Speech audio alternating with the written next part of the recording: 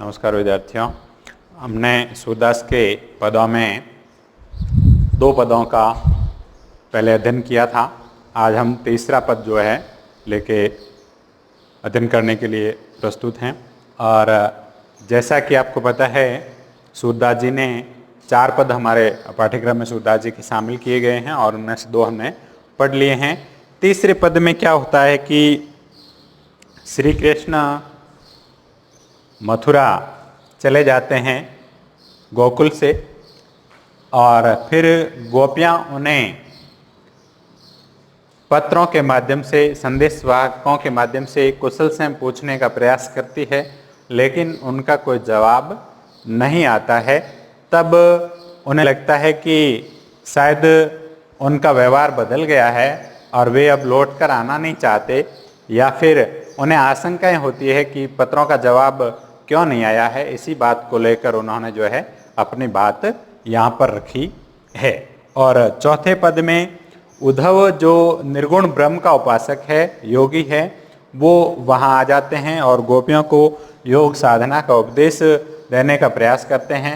लेकिन गोपियाँ सगुण भक्ति की उपासक हैं, वे श्री कृष्ण की सगुण भक्ति में लीन हैं, इसलिए उनके योग को नीरस बताती है और अनावश्यक बताती है, और उन पर उदाहरण के माध्यम से समझाने का प्रयास करती है उन्हें कि देखो क्या बात है। हम पहले तीसरे पद की ओर बढ़ते हैं। क्या बात होती है उनकी, देखो क्या आशंकाएं हैं उनकी। संदेशनी मधुबन कूप भरे, अपने तो पठवत नाही, मोहन हमरे फिरी न फिरे। जिते पथिक पठे मधुबन को, बहुरी न शोध करे। कह वे श्याम सिखाई प्रमोदे, कह कऊ बीच मरे। कागद गरे मेघ मसी खूटी, सरदव लागी जरे। सेवक सूर लिखन को आंधो, पलक कपाट हरे। तो विद्यार्थियों, ये हमारा पद है। और फिर पद की व्याख्या जब हम करते हैं तो पहले जो है इसका प्रसंग लिया जाता है, व्याख्या और विशेष लिया जाता है। पहले मैं इस की आपको प्रसंग के रूप में बता देता हूँ कि प्रस्तुत पद हमारी हिंदी पाठ्य पुस्तक में सूरदास के पदों से लिया गया है, और इसमें गोपियाँ श्री कृष्ण के पत्रों तथा उनके द्वारा भेजे गए संदेशवाहकों द्वारा उनको जवाब न मिलने के संबंध में जो वार्ता हुई है उसको यहाँ पर रखा गया है। फिर आती है व्याख्या।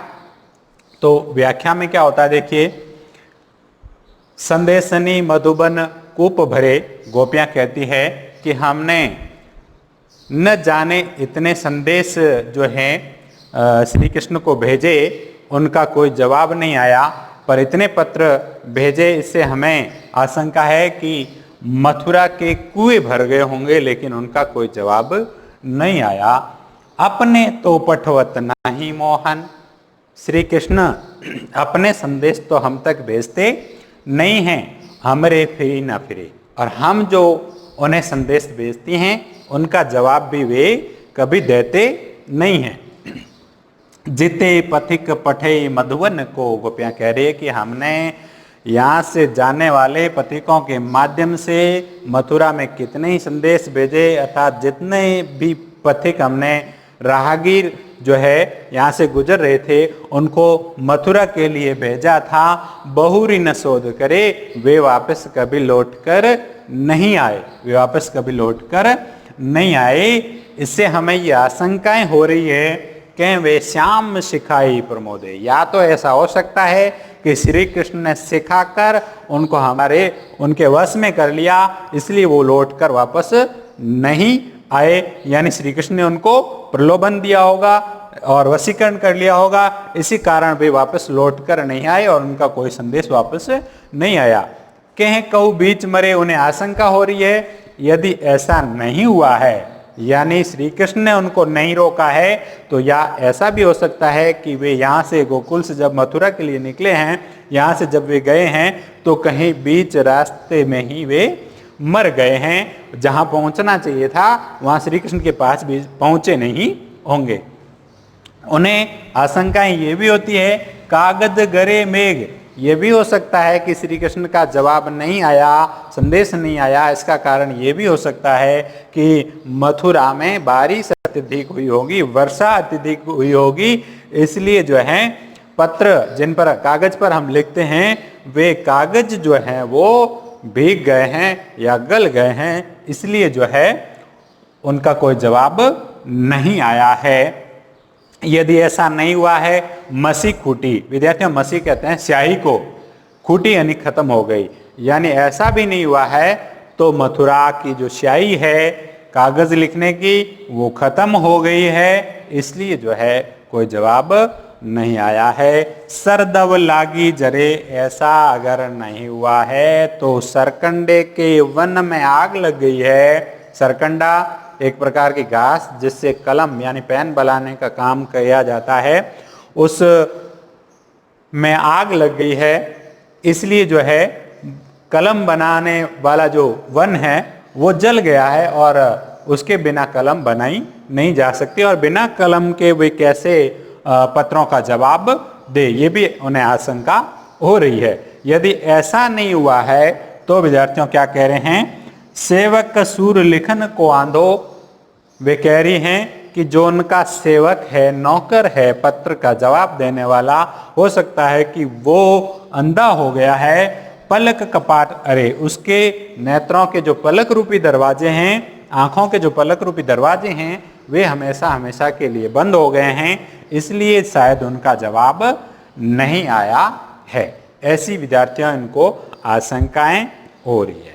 फिर हम चाहते हैं विशेष की तरफ, तो विद्यार्थियों इसमें ब्रज भाषा का प्रयोग किया गया है, बड़ी सरस ब्रज भाषा है। और दूसरा बिंदु, यहाँ पर गोपियों को आशंकाएं हो रही है कि किन किन कारणों के कारण जो है उनके पथिक वापस नहीं आए हैं, या स्याही खत्म हो गई है, सर्द लागी यानी सरकंडे के वन में आग लग गई है, या पत्र जो संदेश का जवाब देने वाला है उस सेवक अंधा हो गया, ऐसी आशंका उनको नजर आ रही है। उसके बाद में यहाँ अनुप्रास और रूपक अलंकार का भी प्रयोग हुआ है, जैसे पलक कपाट अरे में रूपक है और अनुप्रास अलंकार का भी प्रयोग हुआ है, और संदेह इसमें पूरे पद में स्पष्ट रूप से देखा जाता है। संदेशनी का अर्थ विद्यार्थियों, संदेश होता है मधुबन या मथुरा को कहा है, मधुबन यानी मथुरा है कठिन शब्दार्थ के रूप में। और फिर पठवत मोहन अमरे, फिरी न फिरे, लौट कर वापस नहीं आए, जिते पथिक राहगीर, मधुबन पठे यानी भेजे, पठे यानी भेजे, बहुरी न शोध करे, लौट कर वापस नहीं आए। प्रमोदे यानी वश में करना, प्रमोदे यानी वश में करना, कह कहो बीच मरे, या बीच में ही मर गए हैं। कागद गरे, कागज यानी कागज लिखने वाले, मेघ गरे यानी बारिश के कारण गल गए, मशी स्याही खूटी यानी खत्म हो गई, और सरदव यानी सरकंडे के वन में लगने वाली आग जरे यानी जल गए। सेवक सूर लिखन को आंधो यानी अंधा हो गया है। पलक कपाट, पलक जो है उसके दरवाजा जो है पलक के रूप में, वो नेत्रों का बंद हो गया है। ये यहाँ पर कठिन शब्दार्थों के रूप में है। फिर विद्यार्थियों बात आती है चौथे पद की। चौथे पद में गोपियाँ जो सगुण उपासक है वे गोकुल में हैं, और श्री कृष्ण के मित्र के रूप में उद्धव वहाँ आते हैं उनको निर्गुण ब्रह्म का उपदेश देने के लिए, लेकिन गोपियाँ नहीं मानती है और कहती है कि निर्गुण निराधार है, जिन्हें ये अच्छा लगता है उन्हें अच्छा लगता है, हम सगुण मार्गी भक्ति को अपनाए हुए हैं, इसलिए हमारे लिए इसका कोई महत्व नहीं है। वे उसे नीरस और निराधार बताती है और उद्धव को उदाहरण के माध्यम से बताती है कि हे उद्धव, देखो प्रेम का क्या महत्व होता है, इसको जो समझता है या जिसे जो सुहाता है, अच्छा लगता है, उसे वही बाता है। आप हमारे पर जबरन ये निर्गुण ब्रह्म का उपदेश थोपने का प्रयास कर रहे हैं, हमें ये नीरस लग रहा है। क्या बात होती है देखिए, सुनते हैं हम। उद्धव गोपियों के मध्य वार्ता है ये, और गोपियाँ किस प्रकार अपने जो है व्यंग्य बाण द्वारा उद्धव का हृदय भी परिवर्तित करने में सफल होती है।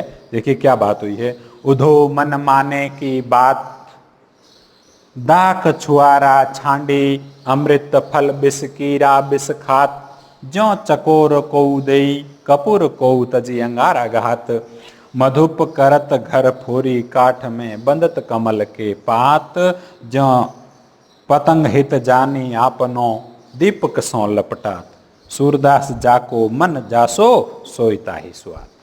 प्रस्तुत पद्यांश हमारी हिंदी पाठ्य पुस्तक में सूरदास के पदों से लिया गया है। इस अंश में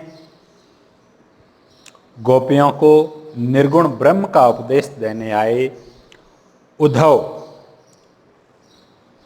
के उपदेशों को गोपियां नीरस बताती है और उदाहरण देकर समझाती है कि जिसको जो भा गया है उसे वही अच्छा लगता है।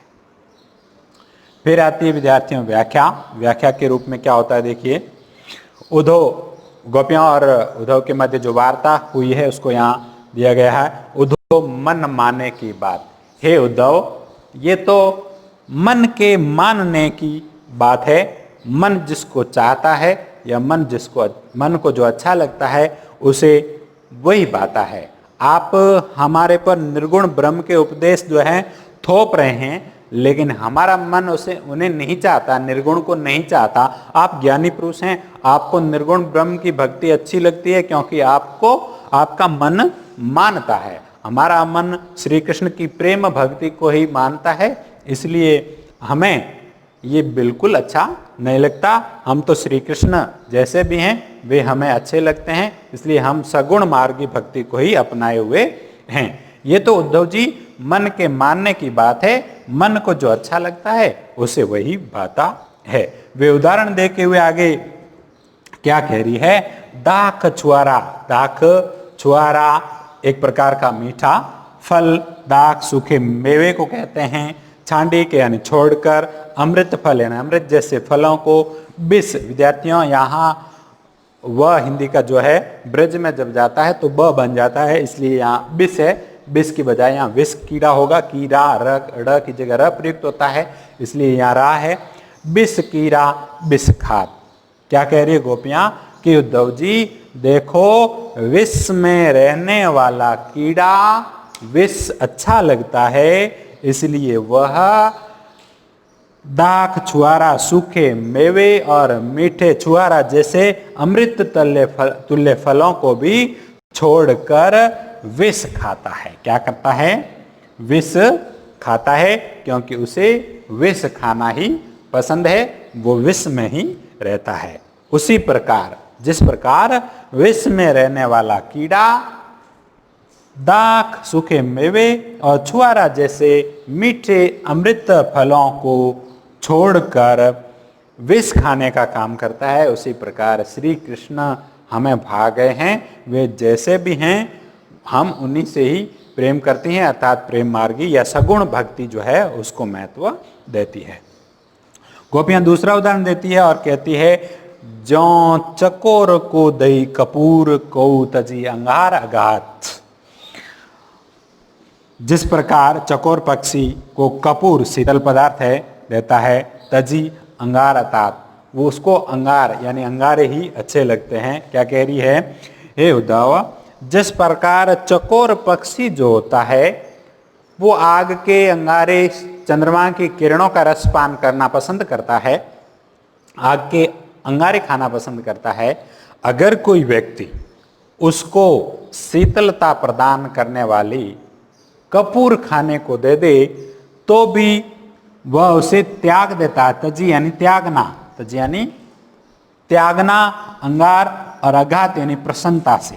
अगर कोई उसको कपूर खाने को दे दे तो भी वह प्रसन्नता से अंगारों के सामने उसको त्याग देता है, क्योंकि उसको अंगारों से ही, आग के अंगारों से या चंद्रमा की किरणों से ही प्रेम है, उसे वही अच्छी लगती हैं। इसलिए वे शीतलता प्रदान करने वाली कपूर का भी वो त्याग कर देता है। क्या कर देता है?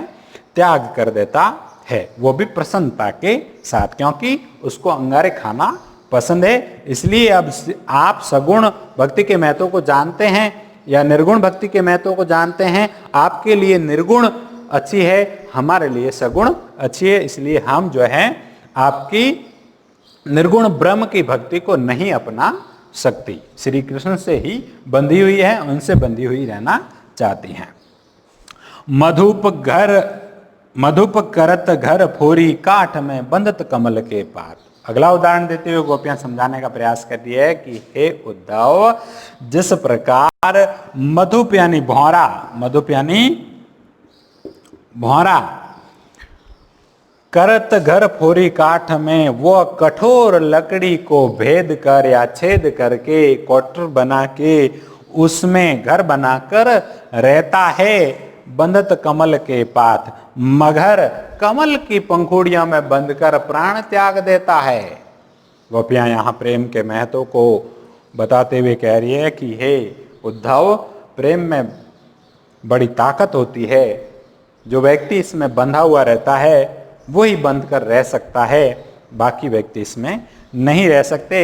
वे भौरे का उदाहरण देते हुए कहती है कि हे उद्धव, आप जानते हैं कि भौरा जो है वो कठोर लकड़ी को भी छेद करके उसमें घर बना लेता है, और कमल की पंखुड़ियां बड़ी नाजुक होती है, उसमें बंधकर वह मर जाता है, क्योंकि भ्रमर जो है वो कमल के प्रति अनुराग रखता है, इसलिए उसे चोट नहीं पहुंचाना चाहता, और जब कमल की पंखुड़ियां बंद होती है तो उसमें बंधकर मर जाता है, लेकिन पंखुड़ियों को वो तोड़ता नहीं, क्योंकि उसके प्रति उसका अनुराग है, इसलिए वो उसे नुकसान नहीं पहुंचाना चाहता। गोपियां कहना चाहती है कि मधुप यानी भौरा चाहता है तो जो कठोर लकड़ी को भेद देता है वो पंखुड़ियों को भी तो तोड़ सकता है, मगर वो ऐसा नहीं करता है, क्योंकि वो उसे नुकसान पहुंचाना नहीं चाहता, इसलिए कमल की पंखुड़ियों में बंधकर वो मर जाता है, अपने प्राण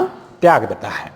फिर अगला उदाहरण देते हुए गोपियां क्या कह रही है, ज्यों पतंग हित जानी आपनो दीपक सो लिपटा। दीपक का उदाहरण, पतंगे और दीपक कीट का उदाहरण देते हुए गोपियां ये कह रही है कि हे उद्धव, जिस प्रकार दीपक के इर्द गिर्द मंडराने वाले जो पतंग होते हैं, पतंगे होते हैं, वे अपना सौभाग्य उसकी लौ में जलने में ही अपना हित समझते हैं, इसलिए वो दीपक की लौ में जलकर अपने प्राणों का उत्सर्ग कर देते हैं। उसी प्रकार श्री कृष्ण जैसे भी हैं उनके प्रिय हैं, वे जितने कष्ट देंगे उतने कष्ट हम सहन कर लेंगी, लेकिन उनकी प्रेम मार्गी भक्ति को ही अपनाए रहेंगी, क्योंकि इसी में हमारा सौभाग्य है। जिस प्रकार दीपक से लिपटने वाला पतंगा उसकी लौ में जलकर प्राण त्यागना ही अपना सौभाग्य समझता है, उसी प्रकार श्री कृष्ण के प्रेम में जो